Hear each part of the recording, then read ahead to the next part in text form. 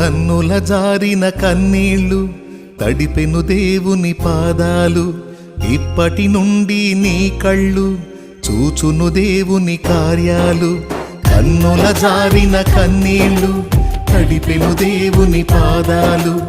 ఇప్పటి నుండి నీ కళ్ళు చూచును దేవుని కార్యాలు. ఉందిలే దీవెనా